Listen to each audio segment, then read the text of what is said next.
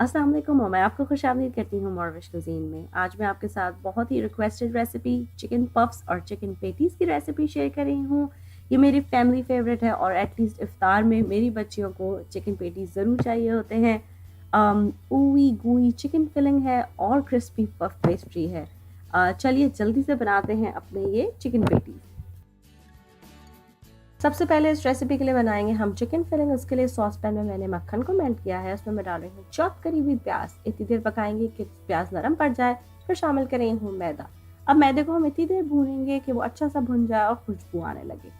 फिर मैं इसमें डाल रही हूँ दूध। जल्दी से इसको मिक्स करेंगे इतनी देर कि जो मैदा है वो कम्प्लीटली हल हो जाए। फिर सीजन करेंगे इसे लाल मिर्च और नमक से।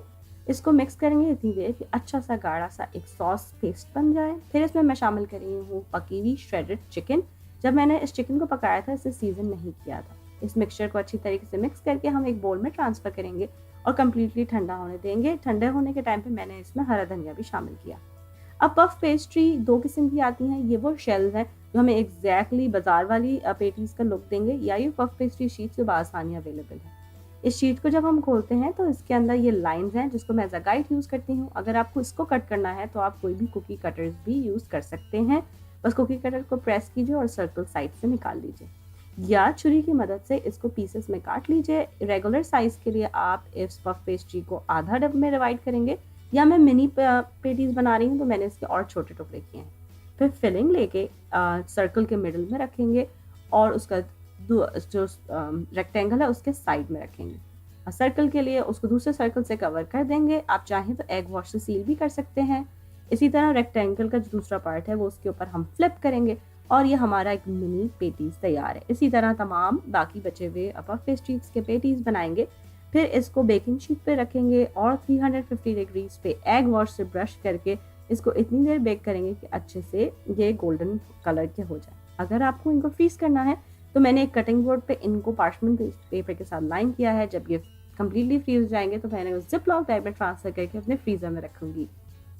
अब अगर आप शेल्स यूज़ कर रहे हैं तो शेल को फ्रीज रखिए जब तक कि आप उनको बेकिंग के लिए रेडी ना कर लें।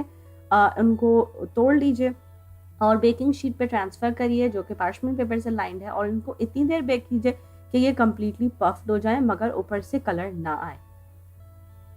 जैसे ही ये बेक हो जाएंगे इनको बाहर निकालिए। शार्प सुझोरी की मदद से जो इसका मिडल पार्ट है उसको निकाल के अलग रख लीजिए।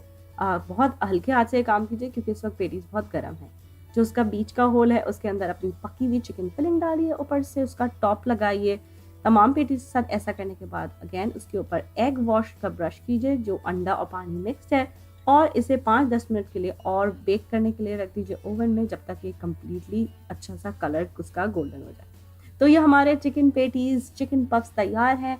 इनको इफ्तारी में बनाइए, स्कूल स्नैक में दीजिए, या किसी चाय के साथ किसी दावत में सर्व कीजिए। अगर आप इस रेसिपी को ट्राई करें हैं तो प्लीज़ मुझे ज़रूर बताइए आपके पास कैसी बनी, और कुछ और सीखना चाहते हैं तो वो भी ज़रूर बताइए। इस रमज़ान में मुझे और मेरी फैमिली को अपनी दुआ में याद रखिए।